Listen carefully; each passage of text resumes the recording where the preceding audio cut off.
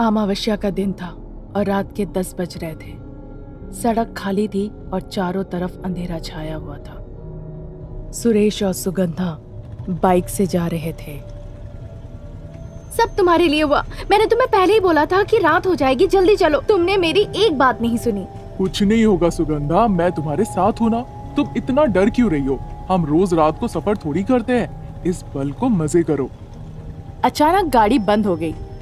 सुरेश ने गाड़ी को स्टार्ट करने की कोशिश की पर वो स्टार्ट नहीं हुई।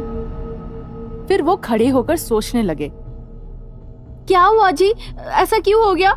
इस अंधेरे में मुझे बहुत डर लग रहा है। डरो नहीं सुगंधा, मुझे देखने दो गाड़ी में पेट्रोल है या नहीं। रुको रुको, देखता हूँ। गाड़ी में तो पेट्रोल है, फिर ये गाड़ी बंद क्यों हो गई? इस बीच सुरेश ने देखा एक कार आ रही है उनके तरफ। एक कार आ रही है, चलो हम उनसे लिफ्ट के लिए पूछते हैं। ये कहकर वो दंपति गाड़ी की तरफ आगे बढ़े और लिफ्ट के लिए पूछने लगे। Lift lift lift. उन्होंने अपनी गाड़ी रोकी नहीं और चले गए। बेवकूफ कहीं का, लोगों को सहायता करने की आदत भी नहीं है आजकल। इस बीच एक और कार आई और उनके पास आकर रुकी। एक महिला गाड़ी चला रही थी। सुरेश और सुगंधा गाड़ी के पास गए। मैडम कृपया हमें लिफ्ट दे दीजिए, हमारी गाड़ी में रुकावट आई है। ठीक है, अंदर आ जाओ। सुरेश और सुगंधा दोनों बहुत खुश हुए और गाड़ी के पीछे सीट में जाके बैठ गए। धन्यवाद मैडम, हमने कई लोगों को लिफ्ट के लिए पूछा था पर किसी ने अपनी गाड़ी रोकी नहीं। क्योंकि हमारी गाड़ी बीच रात में रुक गई, इसीलिए मैं काफी डर गई थी। आप बिल्कुल सही वक्त पे आई। इस तरह वो दोनों महिला की काफी तारीफ कर रहे थे। तुरंत वो महिला जो गाड़ी चला रही थी वो एक भयानक शैतान में बदलने लगी। उन दोनों ने इस बात को गौर नहीं किया और ऐसे ही बात करते रहे। मेरी पत्नी तो हर बात के लिए डर जाती है। अब वो कह रही थी कि उस जगह पर शैतान रहते हैं। सच में वहाँ पर शैतान रहते हैं, शकीनी शैतान। ये सुनकर वो दोनों चौंक गए। क्या? शकीनी शैतान क्या है ये? महिलाएं जिनकी मौत हो जाती है, उनकी शादी के कुछ दिनों के बाद वो शकीनी शैतान बन जाती है। ये शैतान काफी खतरनाक होती है। ये सुनकर वो दंपति काफी डर गए। सुगंधा ने सुरेश को जोर से पकड़ लिया और सुरेश ने भी सुगंधा को पकड़ लिया। शकीनी शैतान ये सब कुछ देख रही थी अपने शीशे से और बहुत नाराज हो रही थी। शकीनी शैतान का जब बर्दाश्त के बाहर हो गया, उसे बहुत जोरों का गुस्सा आया उन पर। इस बीच वो वहां पहुंच गए जहां सुरेश को उतरना था। मैडम प्लीज अपनी गाड़ी रोकिए, हमें यहीं उतरना है। शैतान उन लोगों की बात नहीं सुन रही थी और बहुत तेज गाड़ी चलाने लगी। सुरेश और सुगंधा चौंक गए और डर के मारे चिल्लाने लगे। अब वो महिला जो गाड़ी चला रही थी वो पूरी तरह शैतान में बदल गई। ये देखकर दोनों काफी डर गए और शैतान से विनती करने लगे। कौन है आप? क्या चाहिए आपको? कृपया हमें छोड़ दीजिए। मैं शकीनी शैतान हूँ। तुम मेरी गाड़ी में बैठकर प्रेम लीला करोगे मेरे सामने, मैं तुम्हें मार दूंगी। शैतान गाड़ी को और तेज चलाने लगी और पहाड़ों से नीचे उछालने लगी। दूसरे भाग में चुड़ैल कुछ देर गीत गुनगुनाती रही और फिर वहां से चली गई। अगली रात एक जादूगर उस चुड़ैल को पकड़ने के इरादे से वहां पर आया। जादूगर को देखकर वो चुड़ैल सहम गई और एक पेड़ के पीछे छिपकर खड़ी हो गई। तूने मारी एंट्री रे, दिल में बजी घंटियां रे, टंग टंग टंग टंग। मैं एक हिरण का शिकार करने के लिए शेर बनकर आया हूँ। अरे जादूगर, अगर तुम मुझे ना पकड़ो और बख्श दो तो मैं तुम्हें मनचाहा पैसा दूंगी। तुम हो कहाँ? पहले मेरे सामने आओ, वरना अपने मंत्र का उपयोग करके तुझको पकड़ लूंगा। खबरदार। वो चुड़ैल इस धमकी से डर गई। नायक नहीं, खलनायक है तू। तुझे एक बार पकड़ लिया तो फिर छोड़ूंगा नहीं। मैं अपने दिल को हर मुश्किल के लिए तैयार कर चुकी हूँ। अरे चुड़ैल, मैं कोई आम जादूगर नहीं, मुझे बहुत सारी जादुई शक्तियाँ प्राप्त है। अगर मैं चाहूँ तो तुझे इस दुनिया से दूर भेज दूंगा। नहीं नहीं, अब मैं क्या करूँ? बहुत बढ़िया। क्या हुआ? क्या सोचने लगे? मुझे कुछ पैसे चाहिए, फौरन पैसा दे कुछ मुझे। पैसा तो मैं जितना चाहोगे दे दूंगी, लेकिन उस पैसे को लेने के बाद तुम मुझे धोखा तो नहीं दोगे? नहीं, मैं ऐसा नहीं करूँगा। दो, पैसा दो। क्या कहा? कुछ नहीं, मैं कह रहा हूँ कि मैं जुबान देता हूँ, मैं नहीं पकड़ूंगा तुम्हें। मैंने तो कुछ और ही सुना था। अब क्या सोचने लगी? पैसा दो जल्दी। ठीक है, एक पल रुको। चुड़ैल ने अपनी जादुई ताकत से कुछ पैसे बनाए। तब जादूगर बोला, जब भी मुझे पैसा चाहिए होगा मैं यहाँ आऊंगा। तुम जितना चाहोगे मैं तुम्हें उतना पैसा दूंगी, तुम जब चाहो पैसा लेने आ जाना। बेहतर होगा अगर मैं इस चुड़ैल को पकड़ कर अपने साथ ले जाऊं। यहाँ बार बार कौन आएगा? चुड़ैल पास में ही रहेगी तो जब जितना चाहूंगा पैसा ले लूंगा। लेकिन चुड़ैल उसके गलत इरादों को भाप गई और उसकी जादू की छड़ी को पकड़ लिया। क्या बात है, क्या चीज है पैसा?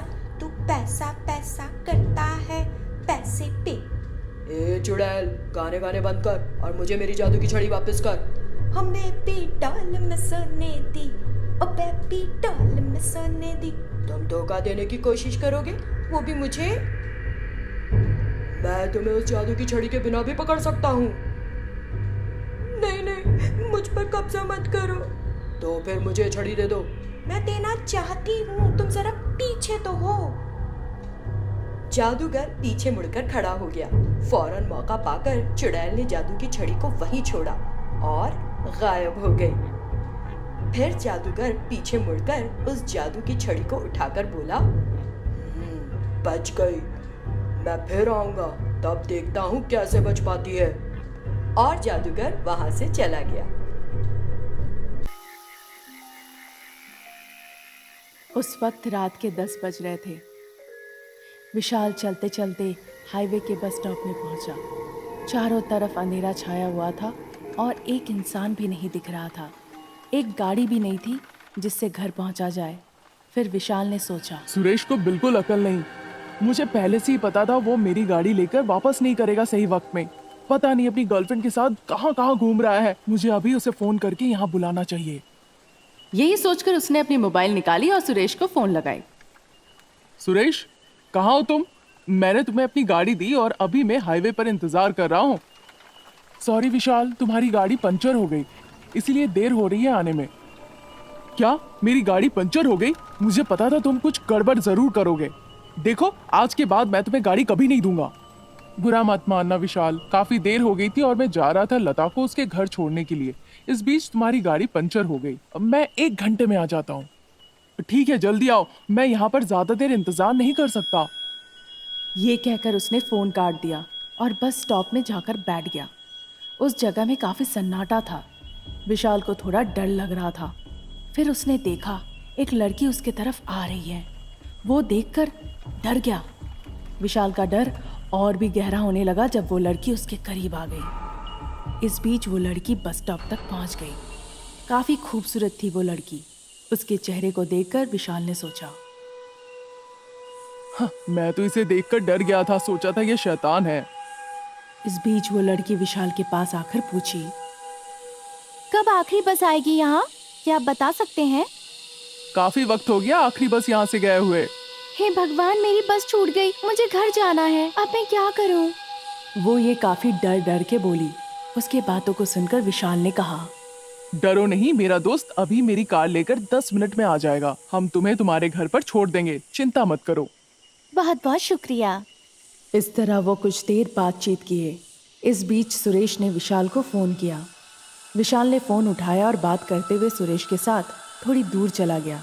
हेलो विशाल, कहाँ हो तुम? अभी एग्जैक्ट जगह बताओ मुझे। मैं यही बस स्टॉप के पास खड़ा हूँ। ठीक है, मैं 15 मिनट में वहाँ पहुँचता हूँ। ये कहकर उसने फोन काट दिया। फिर विशाल ने बस स्टॉप में लगी एक पोस्टर को देखकर डर गया। इस पोस्टर में उस लड़की की तस्वीर थी जिसने थोड़ी देर पहले उससे बात की थी। पोस्टर में उस लड़की की मृत्यु का दिन भी लिखा हुआ था। पर विशाल को कुछ समझ नहीं आया। फिर धीरे धीरे वो पलटा। जो लड़की उसके पीछे खड़ी थी एक भयानक शैतान में बदल गई और उसके गले को आकर दबोच ली।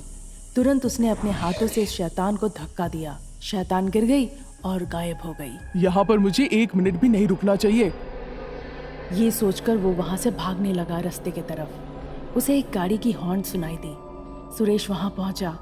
सुरेश को देखकर विशाल को थोड़ी हिम्मत आई। विशाल जो काफी डरा हुआ था वो गाड़ी के अंदर जाकर बैठा। जल्दी चलो, यहाँ से निकलो। फिर वो दोनों गाड़ी से जाने लगे। कुछ दूर जाने के बाद विशाल ने सुरेश से कहा क्या हुआ था उस बस स्टॉप में। सुरेश ने सब कुछ सुनने के बाद कुछ नहीं कहा और गाड़ी चलाने में मशगूल रहा। अरे सुरेश, तुम कुछ कह क्यों नहीं रहे हो? सुरेश ने रूखी आवाज में बोला, तुम अपने दोस्त को बोलो जो गाड़ी के बैक सीट पे मृत पड़ा हुआ है, मुझे नहीं। जोर जोर से हंसते हुए शैतान में बदल गया। फिर वो विशाल पीछे मुड़कर देखा बैक सीट पे उसके दोस्त सुरेश मर गया था, सर पे चोट लगने की वजह से, और बैक सीट पे लेटा हुआ था। छोड़ दो, मुझे छोड़ दो, जाने दो। शैतान उसकी एक बात भी नहीं सुनी और तेज गाड़ी चलाने लगी। फिर जाके एक पेड़ से टकरा गई।